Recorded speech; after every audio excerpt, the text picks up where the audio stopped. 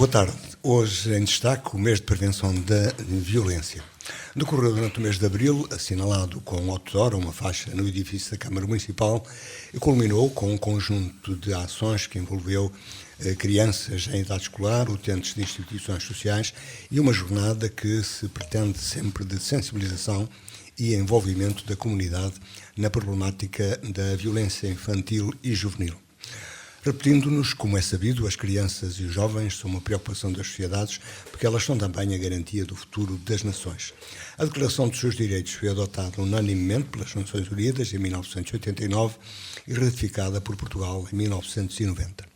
A realidade nem sempre coincide com as declarações e diariamente temos notícias de violações destes direitos, mesmo nos países que se reclamam de civilizados e desenvolvidos. Continua também por isso a ser relevante falar dos direitos das crianças e dos jovens, mas também da violência de género e também dos mais idosos e da forma como são cuidados, isto é, da família no seu conjunto. A violência é uma das questões sociais que mais causam preocupação e é abordada como um problema de saúde pública em todo o mundo.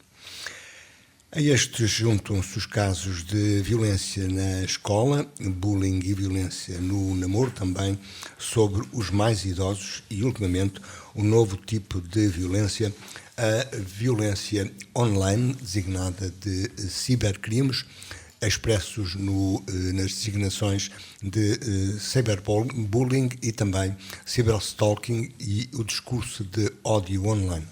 Recorda-se ainda que, com o objetivo de promover os direitos das crianças e jovens em riscos, por forma a garantir o seu bem-estar e desenvolvimento integral, foram criadas as Comissões de Proteção de Crianças e Jovens em Risco em setembro de 1999, por lei da Assembleia da República, com a última alteração operada pela Lei 142 de 2015, de 8 de setembro, que então substituiu as Comissões de Proteção de Menores.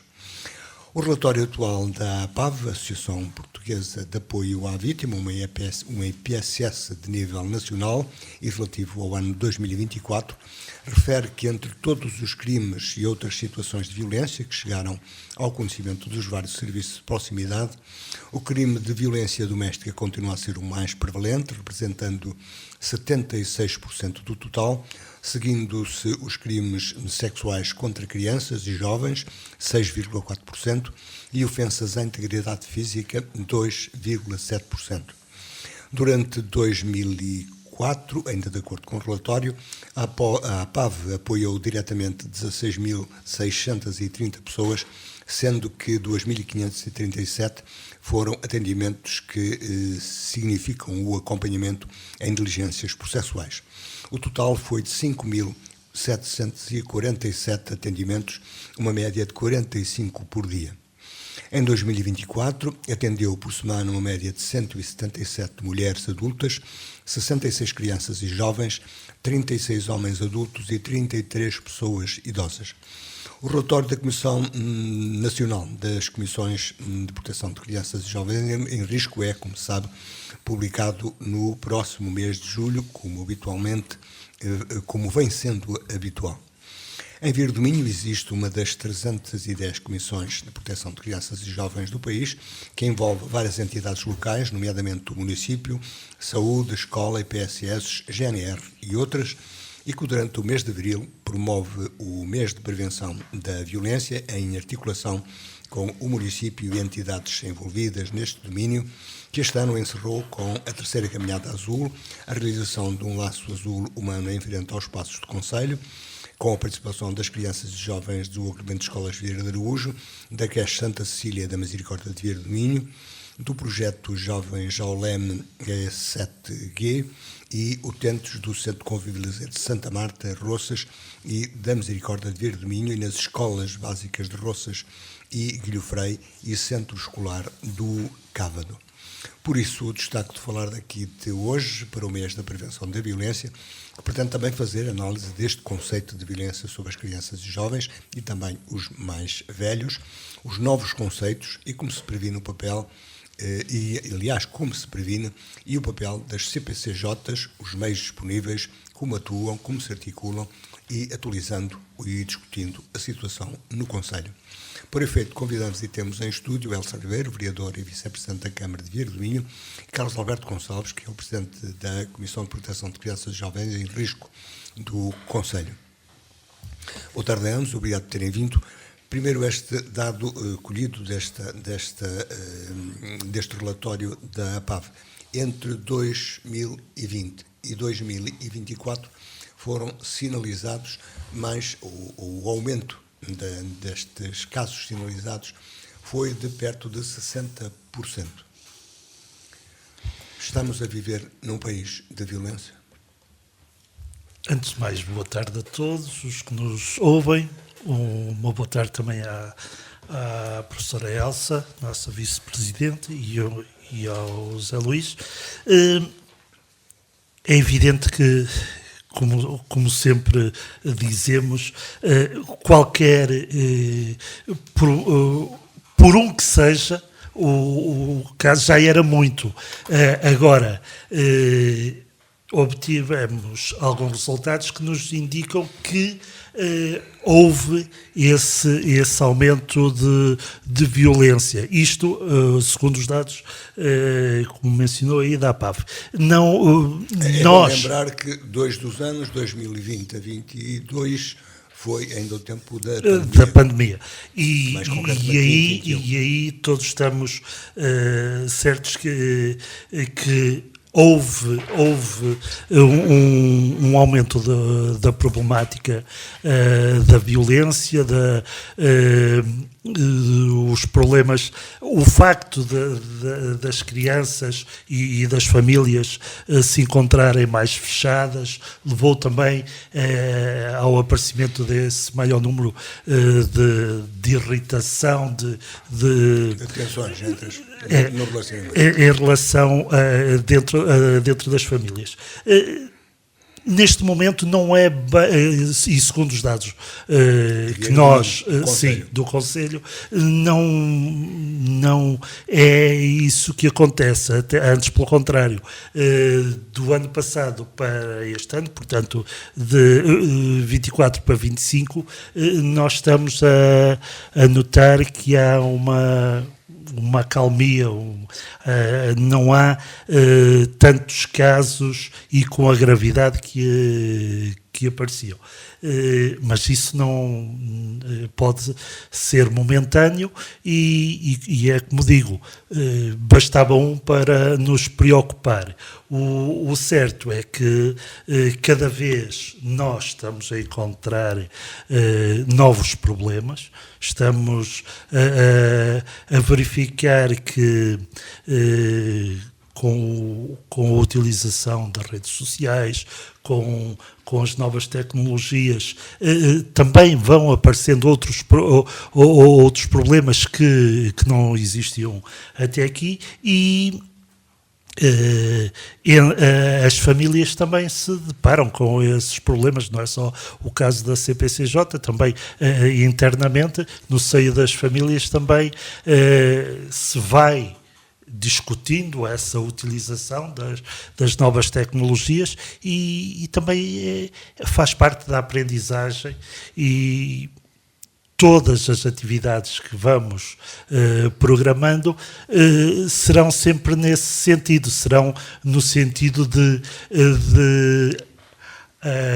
evitar que se chegue aos problemas e que os problemas cheguem à CPCJ. Como noutras situações, a prevenção é a palavra-chave. Sim, sem dúvida. Mas estamos num país mais violento e se estamos ou não, porquê?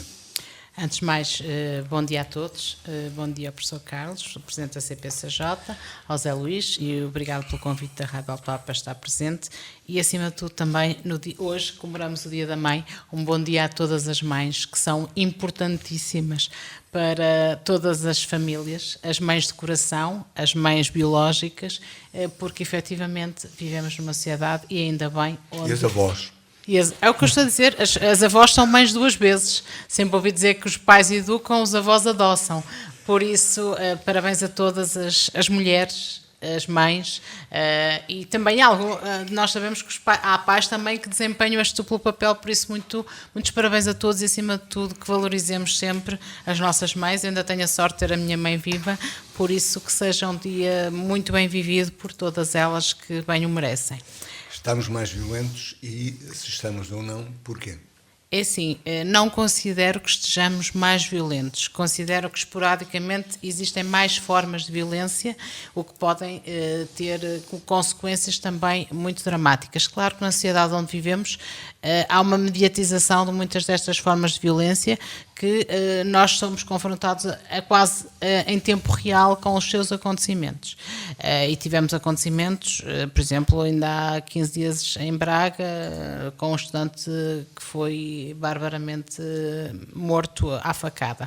Ou seja, são casos que a utilização de armas brancas é muito noticiada. Há muitos casos em que isso acontece, não só em Portugal. Em Portugal e no mundo, porque as armas brancas, se as outras também são de acesso relativamente fácil, as armas brancas são de acesso muito fácil.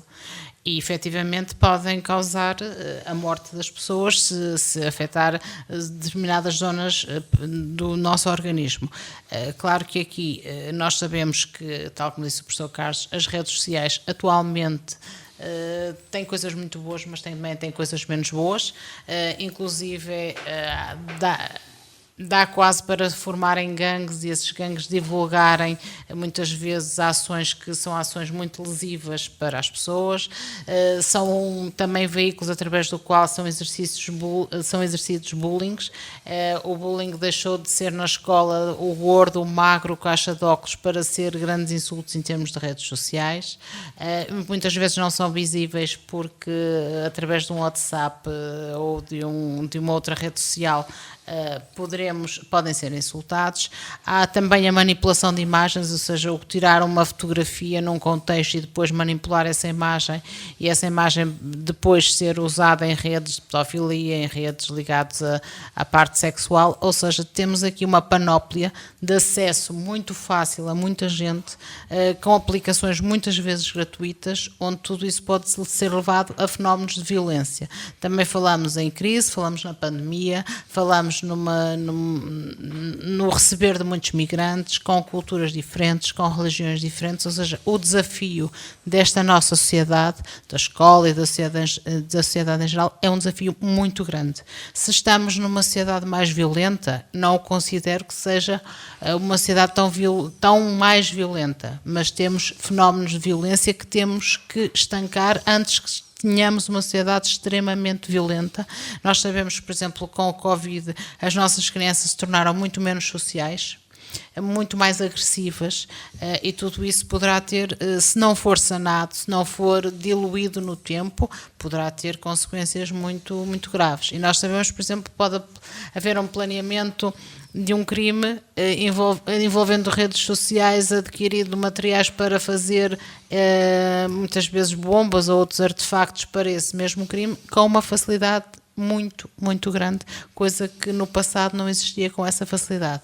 No passado existiam casos de bullying, claro que sim, existiam casos do uso de armas brancas, claro que sim. Agora também temos acesso a materiais muito facilmente, difusão de informação muito fácil.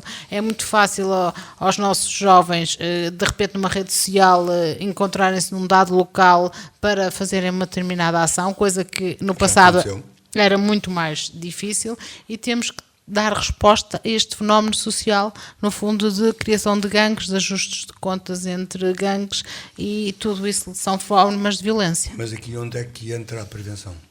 A prevenção entra no facto na escola, na família? Na escola e na família, de estarmos atentos. Por exemplo, a vigilância dos telemóveis é uma forma de prevenção, quer em termos de escola, quer em termos de família, o estarmos atentos a estes atos e a tentar... Mas essa situação de controle não pode gerar tensões, sobretudo nos mais... É essa a preocupação, sobretudo nos mais jovens? Claro que aqui temos que ter uma noção de adolescência, de controle, mas também a anarquia também não é a melhor forma de estarmos na vida. Ou seja, nós sabemos que tem que haver um controle. A ordem é o melhor caminho. Tem que haver respeito, tem que haver ordem, tem que haver toda uma série bem regrada, que eu costumo dizer. não é? No fundo, a democracia também é uma responsabilização das pessoas. Há regras, as pessoas não a minha forma de ser também tem que estar em consonância com a sociedade onde eu vivo, com respeito pelos outros. Ou seja, eu não posso fazer o que me apetecer e não ter consequências dos meus atos, tenho que as ter. Por isso convém termos esta forma preventiva de sabermos o que é que os nossos filhos estão a consultar e porquê, se estão a dormir ou não estão a dormir, isto porque as horas de sono, se fizermos uma privação de sono, as pessoas vão se tornar muito mais agressivas, também temos essa noção, não é só o problema da aprendizagem, mas também a agressividade. Nós sabemos que quando não dormimos ficamos muito mais irritados, muito mais mal dispostos e tudo isso leva a formas de agressividade, ou seja, toda essa prevenção, quer prevenção em termos de informação também, tudo isso tem que estar, se calhar até o barrar de alguns sites e estarem atentos a que esses sites devem ser denunciados quando incitam à violência, por exemplo. Há todo um caminho de prevenção que pode ser percorrido, quer na família, quer na escola. Mas há aquilo que a gente vai percebendo, porque são notícias, no nosso espaço em particular, que é a União Europeia, no nosso espaço económico e geográfico, que é o facto de dificilmente ainda não se criaram regras capazes de controlar o poder das operadoras e dos criadores de conteúdos. Falo da Google, falo da Apple. Claro que sim. Todos nós nos tornamos bastante dependentes. Nós tivemos esta semana passada um apagão e vemos que de repente o grande problema não foi a falta de energia, ou melhor, a falta de energia foi um problema, mas a certa altura o problema maior não foi a falta de energia, foi a falta de comunicações, foi a falta de da rede móvel, foi a falta das redes sociais, ou seja, a certa altura as pessoas estavam tão ou mais preocupadas com a falta dessas ligações do que com a falta de energia. Deixamos de conhecer os sinais de fumo. Ou seja, o que é que eu estou a dizer com isto?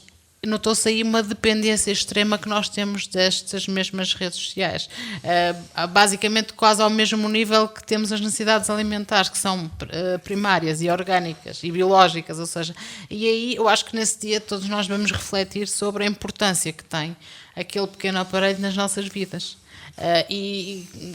Quando há uns anos atrás surgiu aquele problema numa aula onde a professora tirou o telemóvel e a jovem disse: dá-me o telemóvel já porque é uma extensão de mim, que na altura achamos ridículo e tivemos a analisar. Se pensarmos neste momento, o telemóvel é quase um outro membro que nós temos, uma extensão de nós. Se nós deixarmos o telemóvel em casa, ficamos completamente desorientados, embora nos nossos locais de trabalho tenham um telefone fixo. E por isso, telemóveis nas escolas nenhum não? Eu nesse caso, a minha percepção é que os telemóveis nas escolas devem ser muito limitados. Limitados a um uso. Por exemplo, não me choca um aluno que não domina a língua portuguesa ter o telemóvel como tradutor, não me choca o uso dos telemóveis em contexto de sala de aula, porque quer queiramos, quer não, tem aplicações que podem ser muito uma mais-valia em contexto de ensino-aprendizagem, mas considero que devem ser muito limitados e quase proibidos durante turnos do dia ou durante os dias. Isto porquê? Porque eu posso constatar que os jovens deixaram de falar uns com os outros, eles saem da sala de aula, a primeira coisa que fazem é pegar no telemóvel e dedilhar o telemóvel enquanto vou a caminho do bar ou vou a caminho do restante, ou seja, a parte de motricidade está cada vez pior. Se repararmos na forma como se deslocam, como andam, a incapacidade que têm, por exemplo, para andar de bicicleta, para saltar à corda, estou a falar nos mais pequenos, e mesmo a parte de socialização dos maiores, eles são capazes de estar a mandar mensagem à pessoa que está à frente deles e não falarem com eles. Por exemplo... Nós vemos amigos juntos que não falam certo. na mesma Esta semana passada recebemos aqui uma final intermunicipal ao nível da Cime do Ave, do Convence-me, que é um curso de incentivo a ler. Este era sempre um concurso nacional de leitura, de incentivo a ler, de resumo dos livros, e então sentamos, os vereadores da educação da Cime do Ave, e consideramos que devíamos fazer algo diferente. Porquê? Porque os nossos alunos estavam com uma dificuldade extrema de basicamente de fundamentar as suas opções, de fazer opções, de fundamentar as suas opções, de argumentar. E então resolvemos fazer um concurso chamado Convence-me, onde eles durante 3 minutos tinham que convencer o público a ler um determinado livro. E o que é que assistimos? Que efetivamente eles são criativos, eles conseguem, mas eles têm muita dificuldade nessa parte que se chama interpretação, que se chama argumentação. Por isso, é normal e natural que eles sejam uma capacidade que, no fundo, está a atrofiar porque eles não a usam no seu diálogo dia-a-dia, principalmente com os pares. Mas esta constatação não leva a escola a agir?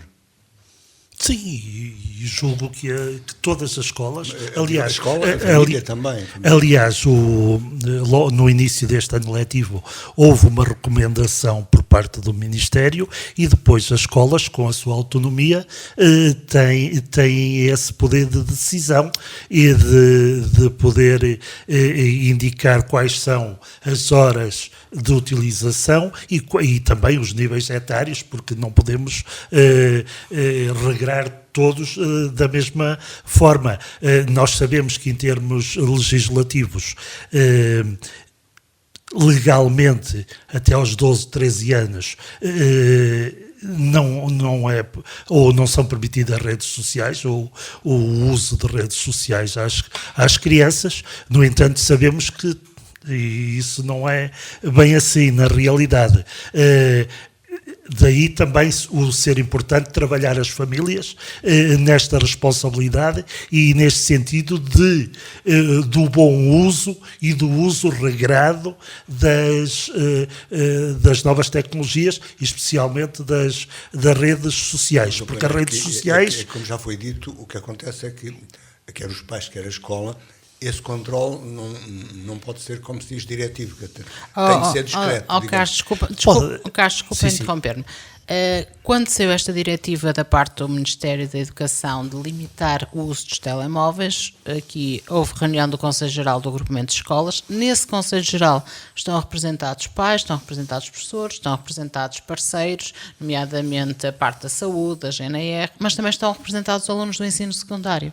E posso dizer que essa limitação do uso de telemóvel foi aprovada por unanimidade, inclusive por parte dos alunos, com voto favorável dos alunos do ensino secundário, cuja argumentação foi: estamos fartos de ver os nossos colegas a não conversarem uns com os outros. E estamos chocados, principalmente pelos alunos do 5º e 6º ano, deixarem de brincar na escola para passarem só a estar ali nas escadas que constituem o anfiteatro, a mandar mensagens um ao outro que está à frente deles. E até agora, essa proibição gerou uma reação positiva ou negativa? Assim, eu acho que tem gerado uma reação positiva, porque segundo o agrupamento de escolas e nas reuniões do Conselho Geral, foi constatado que os alunos desenvolveram uma grande apetência para os jogos de tabuleiro, para os jogos como os xadrez de damas, mas também para o ping-pong, para os jogos ditos jogos tradicionais, ou seja, no fundo, enverdar por uma tipologia de jogo que não tem ecrãs, e onde conseguem jogar e partilhar. Outra coisa muito difícil, que está a ser muito difícil, é os jogos coletivos, porque implica colaboração, solidariedade, espírito de equipa também, ou seja, no fundo, incentivar tudo isso através de uma dinâmica de jogos. Que vão, por exemplo, eles têm mesas de ping-pong, têm jogos de tabuleiro, têm tudo isso que lhes permite, nos intervalos, ter algo que os cative também. Por isso está a ser positivo. Não há mais casos de indisciplina por não terem telemóvel. Os pais continuam a contactá-los quando, por exemplo, se um aluno está doente, é normal ele ter o telemóvel ligado para um contacto com o familiar. Por isso, se os pais precisarem, a escola tem, toda a gente sabe o número da escola e podem contactá-los com facilidade. Por isso, nada foi inviabilizado nesse aspecto. E estão mais sociáveis. Não se cria, claro que nos primeiros dias cria aquela pressão de já meter ali no telemóvel, qual é a tendência? É meter a mão ao bolso e ver, mas com o tempo, água mole em pedra dura, tanto bate até que fura, não é? No princípio estranha-se e depois entranha. E também eu acho que Pena é muitas vezes que não seja um ato contínuo nesse mesmo sentido. Não, e acho que é perfeitamente, ou foi perfeitamente incutido este uso regrado nos alunos. Aliás, eu, embora não seja uma escola de cá, é uma escola da cidade, mas eu participei num estudo, e será publicado qualquer dia, sobre o uso das novas tecnologias em recinto escolar e, mais precisamente, nos intervalos da atividade letiva, e o certo é que eles... E eu fiquei bastante agradado com estas respostas. Eles têm consciência do uso e do abuso, às vezes, dos telemóveis, e não veem esta questão do uso regrado. É mais dependência que torna mais difícil largar?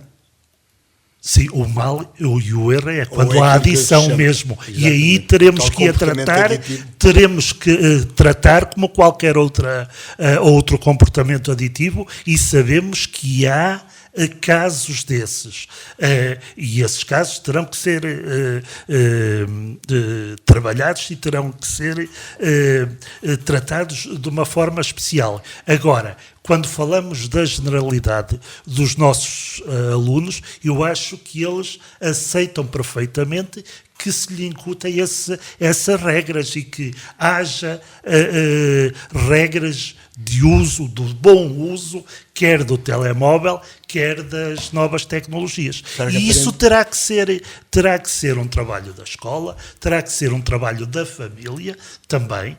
Agora, sabemos que se na escola proíbe o uso do telemóvel, por exemplo, quando está na aula, ou quando está a almoçar, ou quando está no intervalo, e depois chega-se a casa e o uso é indiscriminado e sem regras até a altas horas da noite, é evidente que isso não é benéfico e contradiz aquilo que a escola está a tentar ensinar, não é? Agora, todos temos que remar para o mesmo lado, e daí ser importante esse controle parental também no seio das famílias. Há um outro aspecto, Zé Luís, um aspecto aqui que tem a ver com a violência no namoro. Está comprovado, e há vários estudos que comprovaram, que através do telemóvel, o telemóvel está a ser usado como um instrumento que promove a violência no namoro. Isto porquê? Porque está a ser usado para, no fundo, é anti-privacidade, porque o namorado, onde estás, com quem estás, ou seja, acaba por fazer uma videochamada, ou seja, neste momento é quase uma estratégia, uma arma para esse mesmo... É um guarda-pessoal, uma espécie de guarda-pessoal. É um guarda-pessoal, mas no pior sentido desse mesmo guarda-pessoal, ou seja, de uma falta de privacidade, além muitas vezes do pedido de envio de fotografias muito explícitas em termos de corpo, que depois, quando esse namoro acaba, são usadas para um fenómeno de chantagem e de violência.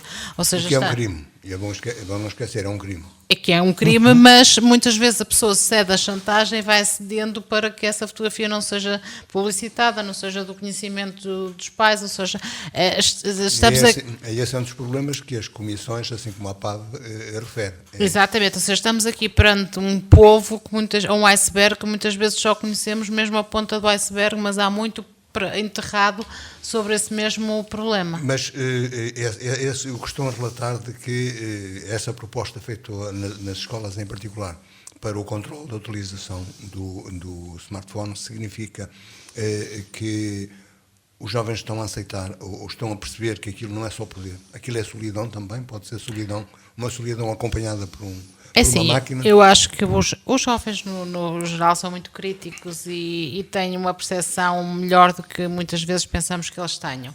Eu acredito muito nestas novas gerações e na capacidade que eles têm de inventar e de reinventar. E também acho que já chegamos à percepção de que é um exagero.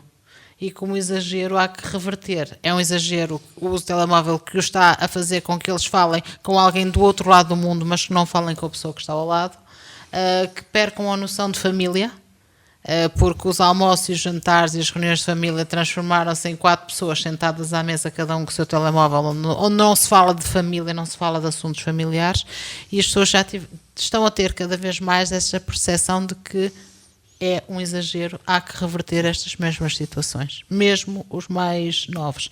E, aliás, foi engraçado vermos, quando foi do apagão, relatos de jovens ao outro dia a dizer: pela primeira vez tive um jantar onde conversei sobre isto, isto e isto, não consegui falar com ninguém de outro, mas consegui falar com o meu vizinho do lado, principalmente isso aconteceu nas cidades dos prédios, conheci o meu vizinho de baixo.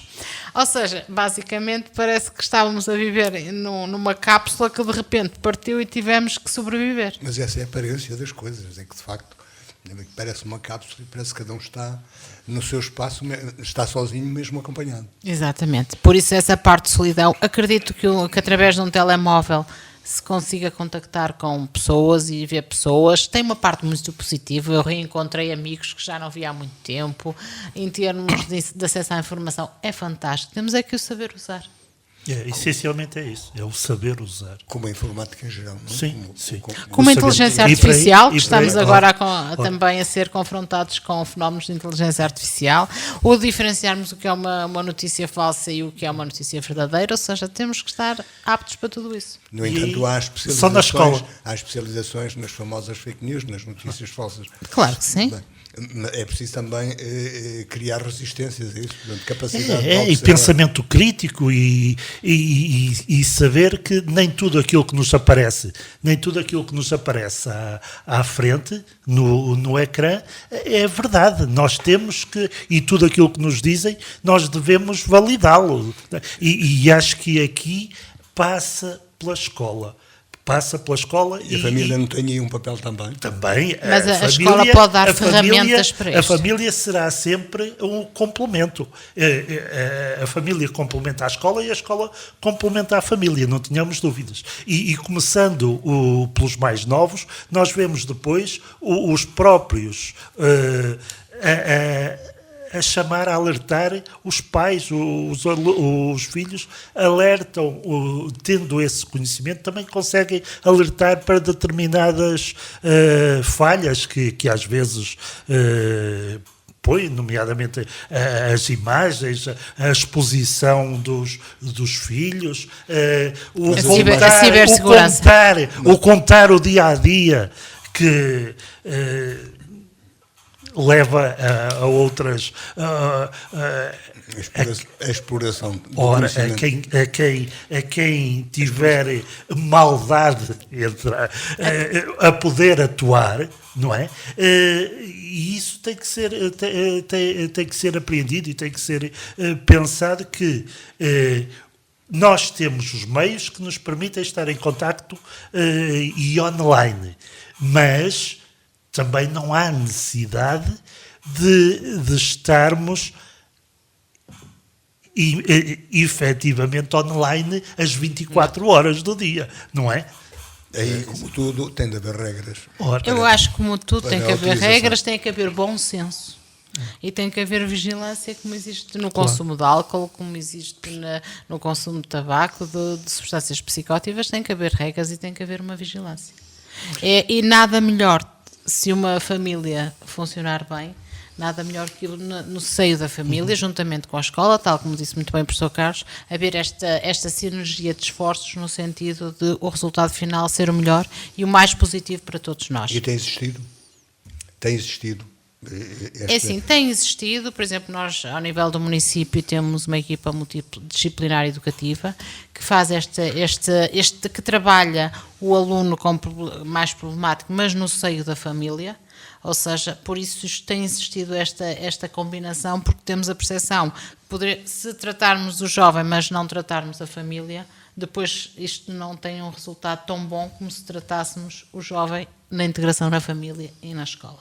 Por esse motivo, nós agora durante o mês de maio, já que fizemos o ano passado a comemoração do mês de maio, mês da família, este ano continuamos a fazer esta dinâmica. O município de Vieira de Minho tem sido sistematicamente distinguido como município familiarmente responsável, porque consideramos que esta célula família é algo muito importante em vários contextos, nomeadamente também neste. E o que é esse festival? Então, nós durante o mês de maio, para esta semana, a próxima semana, vamos ter de 5 a 9 os almoços em família, sendo que no dia 5 é no Domingos à Abreu com os pais ou familiares dos alunos do pré-escolar, no dia 6 na Escola Básica de Roças, no dia 7 do primeiro ciclo, do pré e do primeiro ciclo, no dia 7 Domingos à Abreu, primeiro ciclo, no dia 8 Centro Escolar do Cávado com todos os alunos e no dia 9 com todos os alunos de Guilherme. O que é que se pretende? Que os pais almocem com os meninos na escola.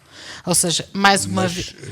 Há pais que trabalham, não é? Há pais que trabalham, pode ser um avô, pode ser uma avó, um tio, um amigo. Eu conheço muitos pais que já me pediram este calendário com alguma antecedência para reservarem essa hora para almoçar com o filho, ou o pai, ou a mãe, ou um familiar, no sentido de criarmos e estreitarmos este laço que estávamos a falar entre família, escola e aluno, também de conhecerem a escola, de conhecerem melhor os amigos dos filhos, porque eles acabam por apresentar os amiguinhos que têm na turma, ou seja, no fundo, de reforçar este elo da família. No dia 10 teremos o Festival da Família, que será durante a tarde no Parque Campismo Vieira de Minho, onde teremos várias oficinas temáticas, teremos aqui a colaboração da GNR, com os binómios entre os cães e os agentes da GNR, na parte das minas e armadilhas também, a Braval com a parte de reciclagem e ecopontos, a saúde com também as prevenções e as medições e todos os serviços que eles prestam à comunidade. Temos também os trilhos sensoriais, jogos tradicionais, pinturas faciais, foto da família, modelagem de balões, o mural da família, a hora do conto, que é algo que a Sónia Rodrigues tem feito em todas as escolas, com outros colaboradores do município. E, no fundo, também, por exemplo, quando falamos aqui na prevenção dos maus tratos, inclusive exploram livros cuja temática tem a ver com a prevenção dos maus tratos na infância, e têm-no feito, juntamente com a equipa multidisciplinar. Teremos uma color run, insufláveis, e também teremos a atuação do avô Cantigas, ou seja, que é transversal a todos os elementos da família, é algo que os avós conhecem, que os pais conhecem e que os filhos conhecem, por isso, da minha parte, a nível pessoal e institucional, espero que aceitem o nosso convite e o nosso desafio para no dia 10 de maio irem em família ao Parque de Campismo e desfrutarem disto, de todas estas temáticas, todas estas oficinas, de toda esta boa disposição em família, porque consideramos que a família é efetivamente muito importante e quando estamos a dizer família, pode ser desde o avô ou do bisavô até ao neto, por isso é transversal a todos, tem atividades para todos, de certeza que será momentos bem vividos. Mas antes disso, a informação que é costumada para quem ainda tenha dúvidas sobre como funciona a Comissão de Proteção de Crianças e Jovens, alguém que se sinta com necessidade de apoio, como deve fazê-lo? É assim, como eu disse no início, o Zé Luís, as comissões já estão a fazer as primeiras 25 anos, já quase todas a caminho dos 25 anos, nós estamos também perto e a Lei de Proteção de Crianças e Jovens confere... Mas também idosos e também adultos. Aliás, nós temos aqui uma Comissão de Proteção do Idoso em Vieira do Minho, como a provedora do idoso, que trabalha também muitas vezes em articulação com a Comissão de Proteção dos Jovens. Porquê? Porque os idosos e os netos acabam por ter uma relação muito estreita e muitas vezes são eles a tomarem até ações que têm a ver com a segurança dos seus mais novos. E são parceiros nas dinâmicas da CPCJ, porque às vezes nós, técnicos, e também não conseguimos chegar a todo lado, nem fazer intervenção concreta em determinado lugar. E então, dentro da família, é uma forma de trabalharmos e de chegarmos ao nosso objetivo. Mas estava eu a dizer que a CPCJ funciona diariamente nas instalações situadas no edifício Alto Minho. Sim. isso durante o expediente normal, mas temos sempre o contacto telefónico 24 horas por dia, que pode ser utilizado, e também há um canal de denúncia da Comissão Nacional, que é um canal de denúncia anónima, se assim o pretenderem. Caso não o pretendam, podem colocar o nome, mas em caso de quererem efetuar uma denúncia de forma anónima, esse canal está aberto e, como até pode, e tem acontecido em algumas situações em que até um papel ou uma carta debaixo da porta da CPCJ, e depois logo se verá se há... É desenvolvido um processo de conhecimento da situação. Sim, há uma primeira fase de avaliação diagnóstica, em que se irá verificar e comprovar se realmente há razão ou não para a instauração do processo, e a partir do momento em que é instaurado o processo, há um conjunto de diligências, de procedimentos que são tomadas pelos vários comissários para debelar o problema. É evidente que esta questão, este trabalho, a nós, Comissão, e ao município, dá-nos sempre, preferimos fazer a prevenção, não é? Preferimos ter este trabalho preventivo a ter o trabalho processual. E no concreto, houve mais casos que seguiram processo em 2024 em Vieira do Minho? Nós, em 2024, trabalhamos 40 processos. Desses 40 processos, 38 foram instruídos e transitaram para o ano de 25, para este ano, portanto, 20 processos. Isso quer dizer que durante o ano de 2004, incluindo violência 50% abusos de crianças, foram resolvidos. Qual é a problemática principal? Violência doméstica. Violência doméstica em que as crianças são de forma indireta vítimas, no fundo, e depois a assunção de determinados comportamentos também por parte de alguns jovens, de algumas crianças, será a segunda problemática maior, digamos assim. Mas a violência doméstica e depois comportamentos desviantes. Tem meios para o serviço a prestar à comunidade?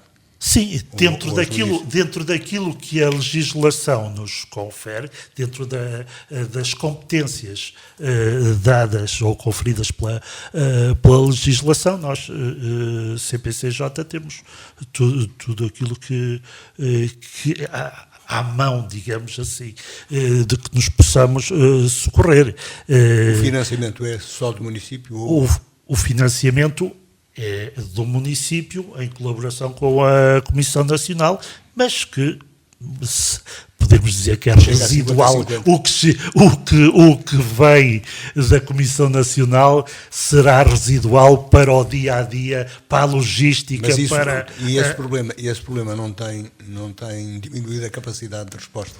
Não, porque temos a responsabilidade do município assumida. No fundo, certo, querem técnicos, quer no dia-a-dia de carros. O município assume a quase totalidade da responsabilidade desta resposta, que é uma resposta muito necessária, quer ao nível dos recursos humanos, quer ao nível dos restantes recursos e da logística. Estamos a falar de transportes, estamos a falar muitas vezes da necessidade de haver até reforços alimentares, ou seja, isto é assumido pelo município, que efetivamente considera uma necessidade, e havendo essa necessidade, o que interessa é que os nossos jovens e não jovens estejam em segurança. Finalmente, já temos um minuto. com recursos existentes, é possível, passado este mês de uma chamada especial de atenção, considerado o chamado mês da prevenção do laço azul, o trabalho continua. É assim, o trabalho durante o mês de abril é igual ao trabalho durante os restantes 11 meses do ano, ou seja, não é por ser abril que o trabalho é maior, apenas se desenvolvem algumas atividades em abril que não se desenvolvem nos restantes meses do ano. Mas, nomeadamente, a concepção do laço azul, que basicamente é uma chamada de atenção para a prevenção dos maus tratos na infância, mas o trabalho que é feito todos os dias, é feito todos os dias. E quando há um bocadinho o professor Carlos disse, é feito 24 horas por dia, porque muitas vezes é através de uma rede móvel que esse contacto é feito. E já agora lembrem-se que estamos perante crimes públicos que podem ser denunciados por qualquer pessoa, podem e devem sê-lo quando temos a noção que é um crime público. Claro que às vezes algumas destas denúncias nós sabemos que não são denúncias sérias nem verdadeiras, por isso tem aquela parte de diagnóstico e de averiguação e de investigação, mas são crimes públicos que nós temos de denunciar e temos que atuar. Nunca, nem da parte do professor Carlos, nem da parte dos restantes técnicos que estão envolvidos, houve do género, são 6 da tarde, já não atuamos hoje. Não, atuam, vão ao terreno e muitas vezes até acompanham as vítimas porque há necessidade de retirar naquele contexto ou naquele dia. Já tivemos situações onde tiveram quase que pernoitar no posto da GNR porque efetivamente tiveram a dar apoio a situações SOS. Claro que aqui, quando eu digo, o mês de abril é um mês de sensibilização, mas não é um mês de mais trabalho que os restantes, por isso essa comissão reúne quer em secção restrita, quer em alargada, bimensalmente no caso da restrita, mensalmente no caso da alargada, e todos os parceiros. Aliás, eu acho que o grande sucesso da atuação da nossa CPCJ também passa por a rede de parceiros que existe, sendo eles a GNR, a escola, a saúde também, a segurança social, ou seja, existe uma rede de parceiros que efetivamente é parceiro e colabora, não é parceiro só no protocolo, é parceiro no dia-a-dia.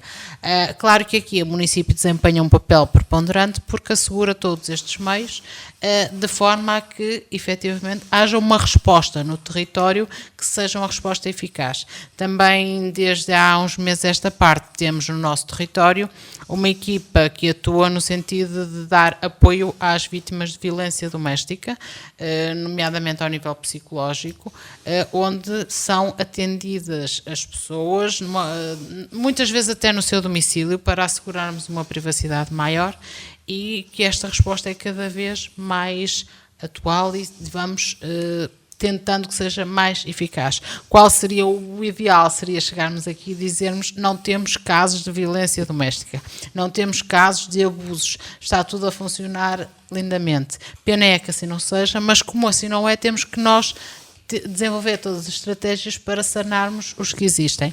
E tenho a certeza, e sou parte também participante nisso, que estão a decorrer todas as estratégias no sentido de minimizarmos. E antes de terminar, é mesmo um beijo muito, muito especial a todas as mães que efetivamente desenvolvem um trabalho fantástico. Só para concluir, 15 segundos. Para terminar, eu queria reforçar esta dinâmica entre os parceiros, este trabalho realizado com todos os parceiros, porque realmente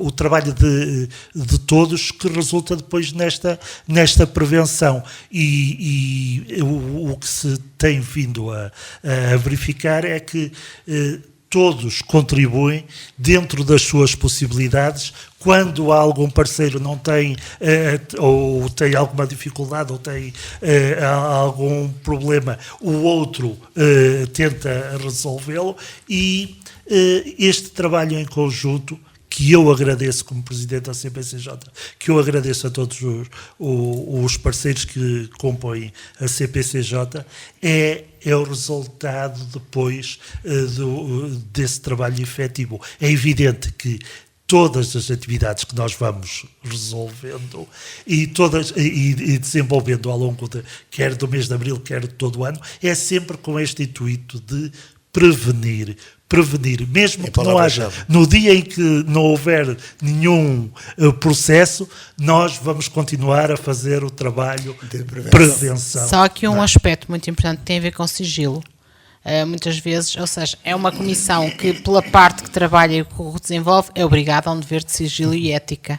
Nesta Por como noutras Nesta situações. como em outras, por isso é normal às vezes as pessoas dizem, mas não vemos notícias. Resumindo, há todo um trabalho que se faz diário que exige, e assim o deve ser, um elevado sigilo. Por isso, quando as pessoas denunciam, também sabem que a sua denúncia vai ser alvo de um sigilo que é obrigatório. Sim, isso é garantido. e que é garantido para a quer própria as vítima e todos os famílias, restantes. quer a quem denuncia, tem essa garantia da nossa proteção. parte, sim, de que tudo fica ali e também, ao fazer 18 anos, também o processo é destruído. Também fica... No caso dos jovens, no sim, caso dos sim, jovens, sim. de crianças, Fica tudo Muito bem, limpo. muito bem, digamos fomos assim. um pouco além do tempo, mas valeu a pena, porque a conversa é interessante e o tema também o é e importante, por isso o trazemos aqui anualmente, neste balanço do ano de prevenção e no mês em que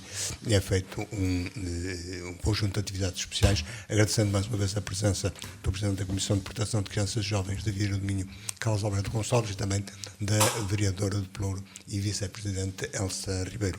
Assim, onde quer que nos tenha escutado, continuo com um bom fim de semana. 2 a 8 dias vamos continuar a falar daqui. Boa tarde.